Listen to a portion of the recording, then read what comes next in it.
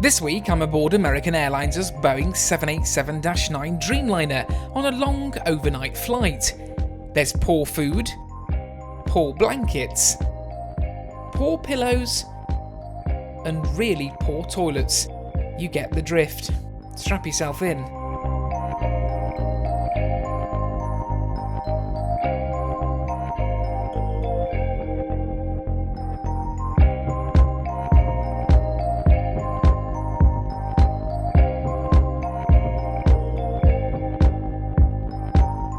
Hello and welcome to Dallas. Welcome to this week's video. We're in Lower Greenville, just about to go for a really nice dinner at one of our favourite restaurants, Sister. Definitely check it out if you happen to be in Dallas. It's also on the Amex dining credit list if you've got one of those pesky platinum cards like we have. But where are we flying to this week? Well, tomorrow evening we're going down to São Paulo on the overnight flight with American Airlines on their Boeing 787-9 Dreamliner. Sadly, very sadly to say, we're in economy, but nevertheless, it's going to be the start of a really good journey, I'm sure. So come with us as we fly from Dallas, Fort Worth, down to São Paulo with American Airlines. Now, if you're in Dallas soon, definitely check out Lower Greenville. We're both big fans of Texas as it happens. It really is a fabulous part of the States.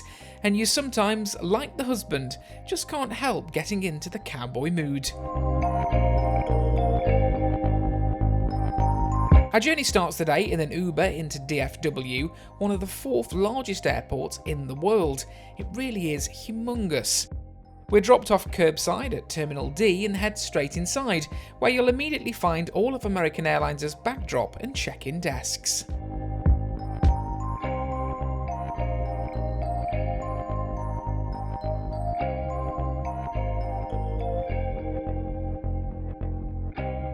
You can use the automated kiosks if you'd prefer, or you can visit the conventional check-in desks like we did.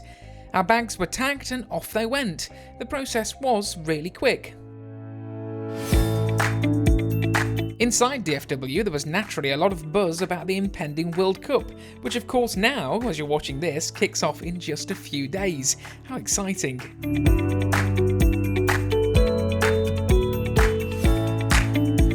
So all through security today, and what a difference a day or two makes, to be honest with you. We have literally just got through in 5 minutes. It seems Trump has decided now that the TSA are going to be getting paid and everyone's flooded back to work, which is really nice to see. So yeah, 5 minutes through DFW security today. A little bit of an issue with the TSA. We got someone that was quite rude and threw my phone into another tray of electronics. Not a care in the world. Look, I'm not precious, but at least take care. It's it's not a cheap phone. Apple seem to increase the cost of their phones year by year, and I don't fancy finding a replacement in the States. But we're all through. We're headed down to the Priority Pass Lounge now, which I believe is the Plaza Premium Lounge located near gate D16, and I shall talk to you when we get there. The Plaza Premium is opposite gate D16, and you have to head upstairs on the escalators in order to enter.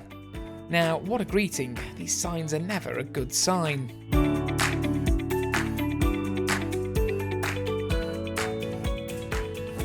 So, welcome to the Plaza Premium Lounge here at DFW's Terminal D, and I must admit this lounge has kind of bowled me over a bit for a Plaza Premium because it is exactly that, it is premium. It opened 8 weeks ago, it's pretty much brand new, I'm really impressed with it, to be fair. We arrived and the sign stated that the lounge was at full capacity. Now, to be brutally honest with you, I'm always semi-dubious of these signs because they're always in gold stands and printed and displayed permanently, which gives me somewhat, a bit of an uneasy feeling that that's normally the case to drive people away, certainly from schemes like Priority Pass or Amex Global Lounge Collection or Lounge Key, whichever you use.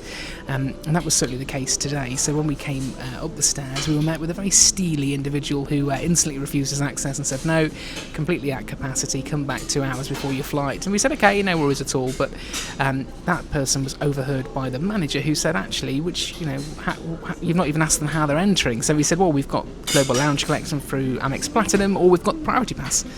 And she said, if you show me your Amex Platinum, then I'll happily get you in. So superb service and really friendly.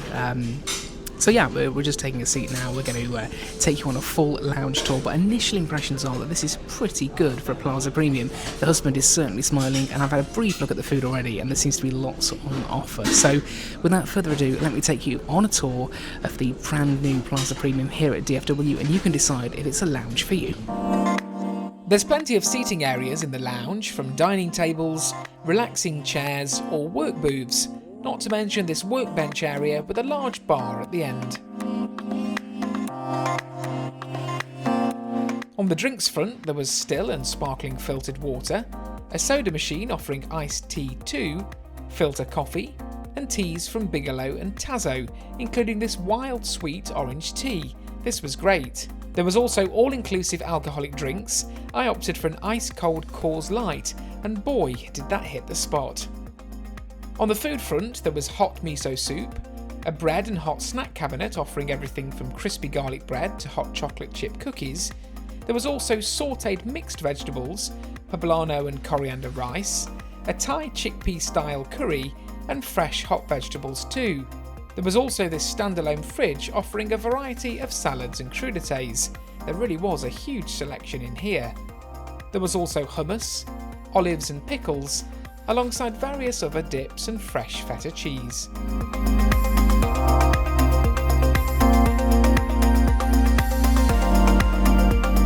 Finally, there were dressings galore on the bottom of the fridge, from Poblano Ranch to Thousand Island.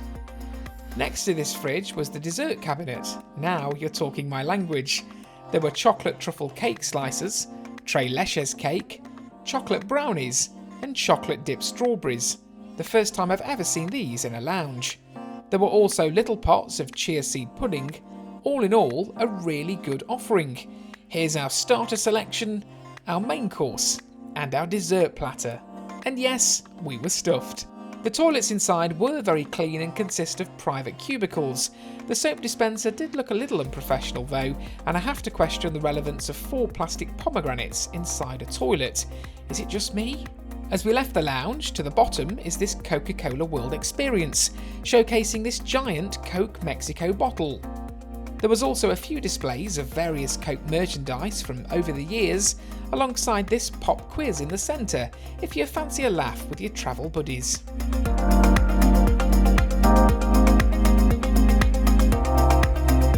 So, time flies when you're having fun. We have just left the lounge and headed down to the gate to board this flight down towards São Paulo. Now, everything's running on time as it stands, and the last few weeks of this flight, it's not been good actually for the schedule. There's been quite a lot of delays. They're all showing us red on Flight Radar 24, 2, 3, 4, 5 hour delays. So I'm hoping tonight we can at least get away on time and we're not sat on the aircraft for hours before we leave here in Dallas. But gate D30 for us this evening. So let's get over there and get on board this Boeing 787-9 with American Airlines and head down to South America. The husband suggested a quick 7-Eleven snack run. This will later prove invaluable. Stay tuned for the big reveal. We then headed on down to gate D30 where this awesome metal sculpture is located. The sun was just starting to set, which made for some lovely shots, and then it was pretty much time to board our 787-9 down to São Paulo. Trust BA to photo bombers.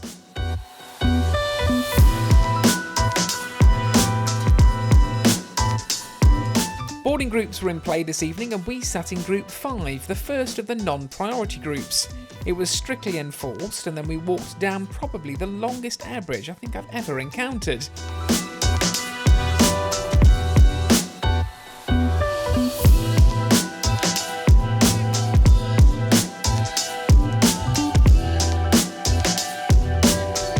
Once on board, we were in seats 12L and K on the bulkhead. So that's it, we're all aboard this Boeing 787-9. American Airlines strictly enforcing their boarding process this evening, and they were not letting anybody who tried to sneak through earlier with a later group. So if you were in one of those later groups, you were kicked back into the queue, and rightly so. I do like airlines that enforce the boarding process. So we were Group 5, made it on board. We're in the main cabin extra section, which is on row 12, and there's also a set at the doors behind us as well, but we decided to opt for these ones simply because we're in the bulkhead behind Premium Economy rather than the bulkhead which is behind the toilets. Often people tend to pull there and kind of stretch their legs, and it can, you know, impact on your space. So we've gone for the row 12 seats in the hope that our space will kind of be our own for the duration of the flight. 10 hours 26 down to São Paulo this evening, so stay tuned, settle in, and I'll take you on a full seat tour of this main cabin extra American Airlines seat, as always. The legroom was improved, but not as good as you'd get on an exit row. There's also an additional visual display attached to the bulkhead, with your IFE screen being stored in the armrest of your seat. There's also an additional IFE remote to the left. There's underseat AC power sockets, overhead air vents and personal reading lights, windows with the signature 787 dimming switch, a foldable tray table also stored in the armrest of your seat, alongside a storage pocket and overhead bins, purely for the use of main cabin extra guests. Now, whilst the seat is leather, it is very thin and narrow. It certainly didn't feel very comfortable from the off. So that's pretty much it. We are about to push back shortly. And one sort of disappointing thing I've noticed is I'm not too sure if this cabin has been retrofitted, but it's certainly on the dirty side. I'm not too sure how old this is, this particular aircraft. I didn't do my homework this evening before I boarded, but I did know that the flight came in from Shanghai at 17:10, so it sat on the ground for just close to 4 hours before it's taking us down to São Paulo this evening, so plenty of time for it to be cleaned.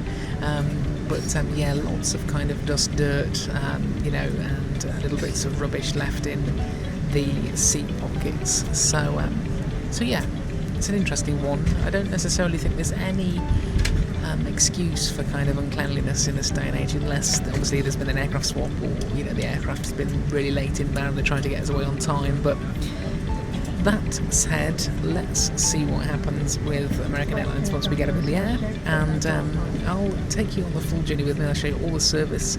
We've got dinner as we take off, and then breakfast before we land into São Paulo. Let's pray and hope there's no eggs this evening, but I do believe eggs will make an appearance in the morning.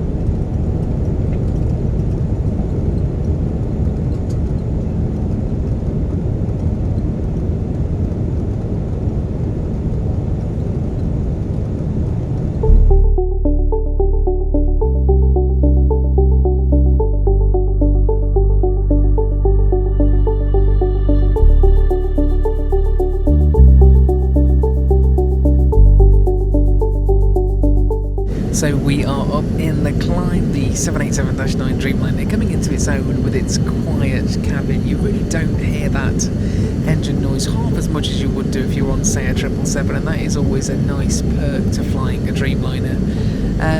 Pretty much on time departure. I think we were about 10 to 12 minutes behind schedule, but with the flight time that we've got, we should pretty much arrive on time, if not slightly early, according to the flight deck. So that's also good. So initial impressions then. I'll be brutally honest with you, I was expecting probably a little bit more from American. We got a very warm welcome at the door, but that's it. No crew presence at all in the cabin. We didn't see any other crew until literally we were taxiing and nearly on the runway when they started handing out headphones, which are just sort of rubbery, in-ear kind of very cheap headphones. And that was it. Safety video played. There was no PA. There was a PA from the flight crew, but not from the cabin crew. And that's it. We're now in the climb on our way down to São Paulo, and we paid for the seats on row 12, $144 each, so $288 in total for myself and the husband. And that's what American Airlines advertise as their main cabin extra, which is extra legroom, extra recline, and extra space. You also get an increased boarding group, so instead of being in group 8, you go down to group 5. But I'll be brutally honest with you again, the seat isn't particularly comfortable. Now, obviously, very early days, let's see what happens, but it is very narrow, very thin, and a very, very uncomfortable seat so far. A lack of lumbar support, very thin. The headrest doesn't seem to move up or down. I'm going to give that a go in a second, but everything just seems to be very thin and very sort of rigid and stiff. There's no kind of give to the seat. So anyway, let's continue with the review. Let's get into the cruise, and whatever comes next, I'll show you, as always, on this trip report down with American Airlines from Dallas-Fort Worth to São Paulo. Time to talk about the IFE now, and first things first, it's important to note that the remote didn't work at all, and that was the same for my husband and the gentleman on the end of our row. The screen has a space for the earphones and also a USB-A charging socket underneath. Fortunately, both of these worked. Now let's take a look at the interface, which did, in my opinion, seem a bit basic and dated for a carrier of American stature. There are a variety of movies on offer, and the screen appeared to respond well at first, but then started doing this scrolling glitch, where it would skip a few or struggle to keep up. In the hospitality section on the IFE, you can, if the scrolling works, see what alcoholic drinks are on offer, alongside juices, coffee, tea, sodas and mixers, but as you can see, I just gave up on this. Finally, there's a flight map, which is the Voyager 3D interface. After waiting a second for it to load, this seemed to be the smoothest part of the entire experience, and it operated without any glitching.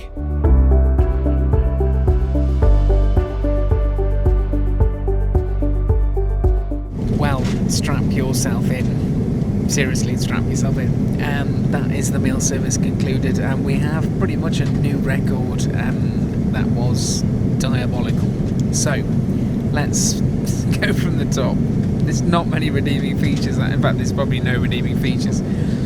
So, the starter was a cheese, like a parmesan salad, a little bit of shredded parmesan, very, very small amount, maybe 10 grams, no more, lettuce, tomato, and a sachet of extra virgin balsamic vinegar kind of dressing. It was awful. Synthetic tasting, washed in kind of a chemically tasting substance, not sure, but really not good. There was a choice of choice of entrees, which came with 3-degree burns. So this is a real new one. So trays were handed out empty without the main course on, and then the main course was handed to you, and you had to just take it in your hands. Bearing in mind the cabin crew, as I did when I was cabin crew, wear very high oven temperature gloves to hand them out. We don't have that luxury as passengers, and it was literally just handed to you in your hand, and I dropped mine on the tray table luckily, and my husband sort of dropped his and he sort of landed on the side, managed to catch it, but both kind of burned ourselves, as have many other people around us. So a very bizarre way to dish out meals. There was a choice of chicken or pasta. Chicken was my choice, my husband's choice, and the pasta was mine, but we swapped halfway through and tried each other's because we just said, maybe you'd like this, maybe you'd like that, and neither of us liked any of it. So the chicken was very overdone in a very sweet, smoky paprika sauce with mixed beans and peppers, and a cilantro rice, a coriander rice. It was, the rice was mushy, overdone. The chicken was just absolutely solid, just like cooked within an inch of its life. And the pasta was a pasta bolognese with parmesan and very, very, very herby, to the point where it just was completely over-seasoned and far too much herbs, far too much salt. And the pasta just literally mashed like baby food. If you put your fork into it, it just disintegrated. There was a bread roll which was frozen, and no jokes, it was actually frozen. There was sort of ice crystals in the middle, and a side of butter. There was a packet of cream crackers with Gruyere cheese, which had no Gruyere in it. Any Swissman watching this would have died in their seat. It was awful, synthetic and poor quality. And dessert was a cinnamon churros bar, which was claggy, just really, really strange consistency, very synthetically sweet again. Had apple in it, but there was no apple advertised on the label at all, and it was just really, really chewy. Think of a granola bar, but having been in the air fryer for 30 minutes and then dehydrated for 10, you'd probably get somewhere close to the consistency of what that bar was, and it was absolutely awful. I'm really shocked at American Airlines, for a national flag carrier like American Airlines is to be dishing out a level of service like this is really sad to see. And let me know your thoughts in the comments below if you've flown AA recently on a long haul sector, and what your experiences have been of American Airlines' catering and service. But everything so far has been really, really below par. Even the crew just seemed to be very cranky and direct.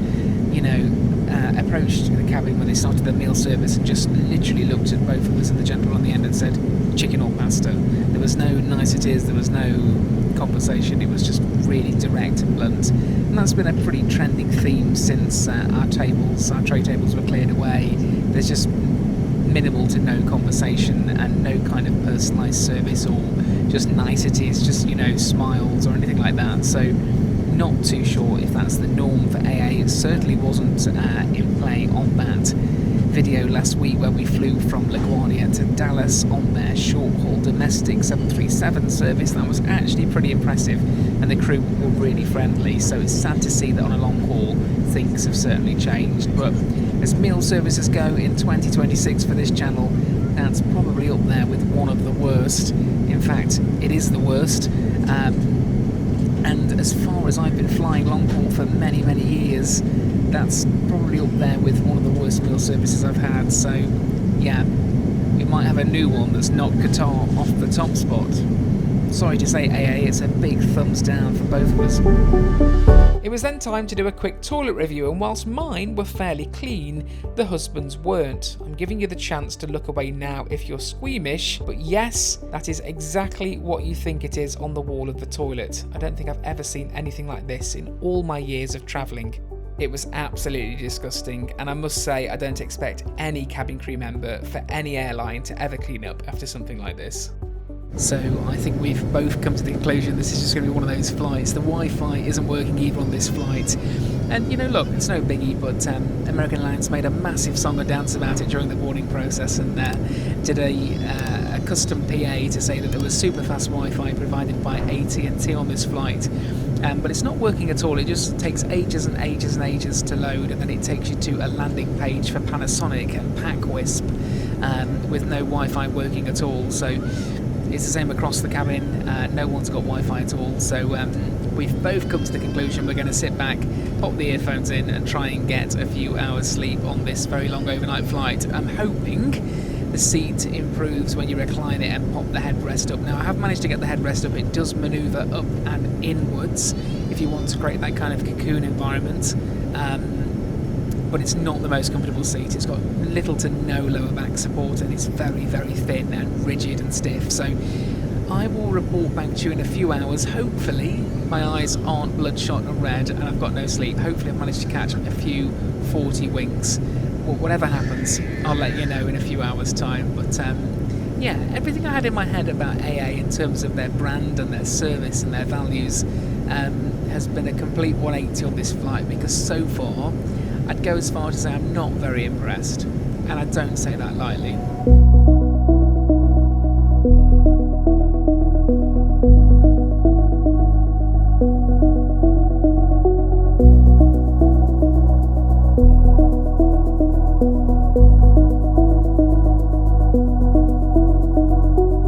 So, quick update for you.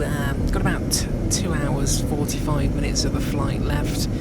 Had sort of on and off sleep, and I think it would be unfair of me to say that I didn't sleep well, because I did. I did get, a considerable amount of sleep, but feel absolutely shocking, like aches and pains in the back. The seat just does not support you at all, which is really sad, because I did have quite high hopes for American Airlines, especially after that domestic sector yesterday.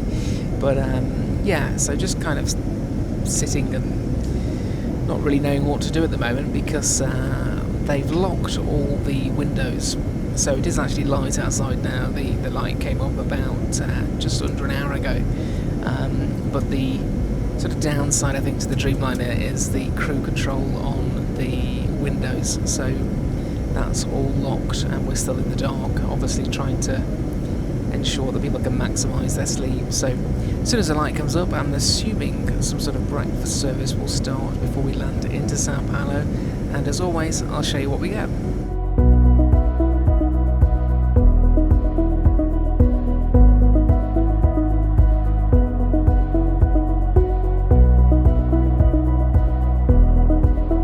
Just before the lights in the cabin came up, I went to the back to see if American Airlines were offering any snacks. There was a small setup with some fruit juices and still water, and the snacks on offer were pre-packaged American Airlines pretzels or some leftover cream crackers from the dinner service the evening before. Not a great selection if you ask me. So breakfast has been served. The husband there with his lemon 7-Eleven kettle chips. That wasn't on offer with American Airlines, that was us being very well prepared. But we heard the word frittata and just instantly collapsed into a pit of doom. But the husband came very well prepared and stole some of the condiments from 7-Eleven, so came on board with some Parmesan cheese, which has probably never seen Parmesan in its life, 2 pots of marinara sauce, and 2 pots of good old-fashioned Heinz ranch sauce. Turns out my husband's efforts were in vain, as there is no hot meal service in economy. It's premium to get the frittata. To be honest with you, it'll be the first time I'm going to say this, but I'm quite glad I'm not flying premium today, because the smell of that frittata isn't pleasant. So we got given a cold snack breakfast pack, which was interesting to say the least. Now, it's not necessarily a negative, because I feel I moan too much about eggs, so then I can't necessarily knock an airline that does something different, and to be fair, it wasn't all that bad. So there was a Chobani Greek-style vanilla yoghurt with a packet of cashew nut and coconut topping, like a granola topping. It had figs in and dates in and pumpkin seeds and all sorts of bits and bobs, and it was actually quite nice. And then there was a Nature's Bakery fig bar, and I love a fig bar. I do love a fig roll, anything fig related, but this was absolutely solid. I'm talking frozen. My husband's still got one. Thank you very much for the demonstration. Absolutely solid. It is like a block of ice, so obviously not been brought up to temperature before service, but yeah, that's your American Airlines breakfast service. We've opted for something a little bit different. We've gone for those, as you've seen already, a packet of those 7-Eleven lemon kettle style chips. We've also got a couple of drinks. Husband there with the Powerade Zero, and I went for a berry style lemonade drink from 7-Eleven, and then we had 2 packs of Muddy Bites. So we've got the Girl Scouts Thin Mints almost like the end of a cornetto, like the really good bit that everyone enjoys of an ice cream. And I just went for the plain chocolate ones. And you know what? That might sound like a really dirty breakfast, but anything beats eggs.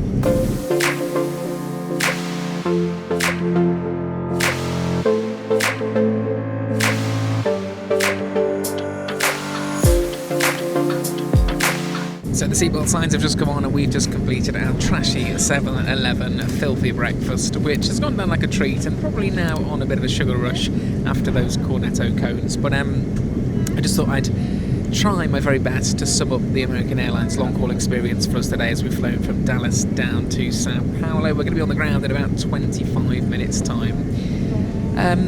I had a little... to be fair, I don't really know in my head what I thought American Airlines would be, but I thought they would certainly have their together, considering the size of their operation. We also had that great experience flying from LaGuardia to Dallas-Fort Worth on their 737 on their short-haul domestic service, and that was really nice. As much as we didn't get much service, the crew were really friendly, helpful, and there was just a real nice atmosphere on board. And there is a big lack of that today. The crew are very cold, very kind of one-word answers. You know, we had that dinner service which was really poor, and had the meal essentially thrown at us, and we had to hold that really hot meal in our hands and kind of burn our hands, which is all a bit bizarre. I don't know why they don't just plate the entree or the main course onto the tray and then hand it to the passenger like every other airline does in the world. And I think there's pretty good reason as to why most airlines do that, and that's probably to avoid getting sued.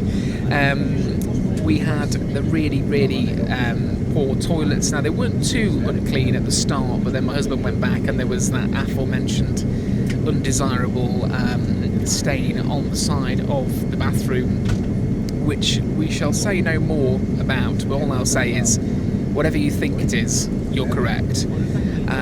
We've just had breakfast, which obviously was quite decent, to be fair. The breakfast wasn't too bad. I can't knock an airline that doesn't try to do eggs and does something different and then also slate them for that. So whilst it was very rushed and very last minute, it was better than a frittata, let's say that. It just seems to be kind of a real, stiff kind of attitude to the crew on board. The seat's really uncomfortable, I'm not going to lie. On the 787, this seat is very, very firm. Would I pay for main cabin extra again? I'll be brutally honest with you, probably not. I think if it's this uncomfortable in main cabin extra on row 12, yes, the leg rooms are nice to have, but the seats are very narrow and also very uncomfortable. They're very thin, very sort of plasticky, and no kind of upper back support or lower lumbar support either. So it's been an interesting one. At this moment in time, I'm pretty disappointed in American Airlines' operation on the long-haul side, but pretty impressed with them on the short-haul side. So maybe it's something that I need to come back and do in a year's time. Come and see AA's economy again and see if it's changed, if it's the same level of service, and also try their premium cabins as well. Obviously, they've got their premium economy, their business, and then their flagship first as well.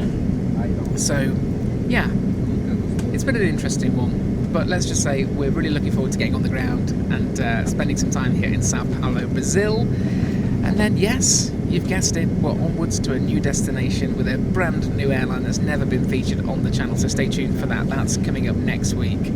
But for now, I'll say goodbye. Thanks ever so much for watching, and I'll see you in the next one.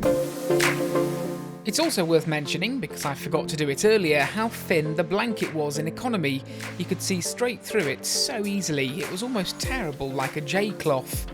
The economy pillow was also very thin and very low quality too. All in all, not a great offering if you're trying to get some sleep.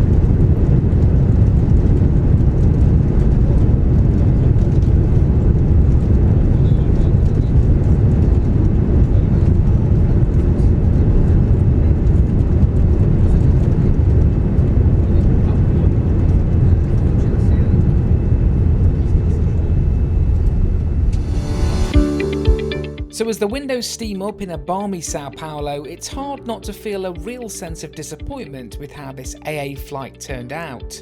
Because on paper this should have been a solid long-haul experience, but in reality it fell well short. The food was, quite frankly, awful, and even just being handed a scorching hot tray with no warning ended up burning my fingers. Not exactly the level of care you'd expect from a major airline. The service didn't help either. At times it felt abrupt and frankly a little rude, which only adds to the overall impression of AA. The seat itself was really uncomfortable for a flight of this length, and with no functioning Wi-Fi on board as advertised, there was very little to redeem the experience. It's frustrating because you know this route and this airline can do so much better, but on this occasion it just wasn't good enough.